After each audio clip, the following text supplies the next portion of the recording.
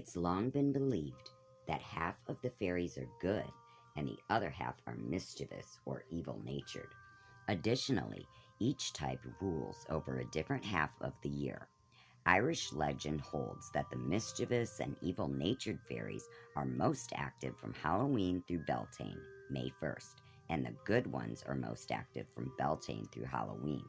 For the best protection against any and all less than friendly fairies, an old and simple spell from Ireland calls for a wreath made of dried apples or dried heather to be hung over your front door before sundown on Halloween.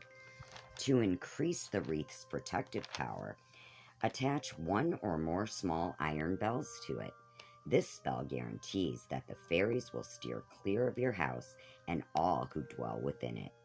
To rescue a child or an adult who has been bewitched or stolen by fairies, obtain from a fairy doctor or a wise woman a magical ointment which will give you the power to see the fairy world and its inhabitants.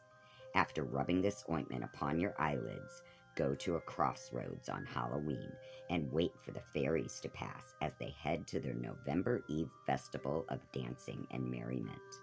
A gust of wind is said to herald their approach. As the fairy troop crosses your path, unaware that they are visible to you, you must quickly sprinkle upon them a handful of dust from the road or a bit of milk. This will instantly render them powerless against you and oblige them without delay to lift their magical spell from any human being whom they have bewitched, or return any newborn baby whom they have stolen from its cradle and replaced with a changeling, which is half fairy, half human. To keep the fairies at bay, many farmers would arrange to have iron bells rung throughout the day on the eve of Halloween, as the final harvest was gathered. According to legend, fairies abhor both iron and the sound of ringing bells, and will stay as far away as possible from both. In Ireland, there is said to still exist a race of fairy folk known as the Tuatha Danann, who became active just before Halloween. If you leave them a small portion of your harvest as an offering on October 31st, these fairies will reward you by blessing your home. Fairy blessings are very magical and extremely powerful, and a home that receives their blessings is sure to remain free of misfortune and unhappiness for the entire year.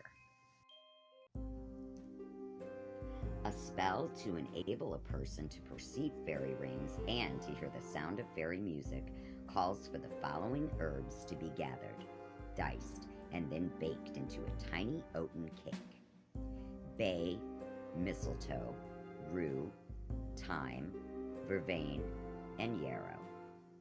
Anoint the cake with a bit of honey and 3 drops of rose oil. On Halloween night, as the moon of enchantment is rising in the sky above, place the cake under a tree or a bush in your garden as an offering to the fairy folk.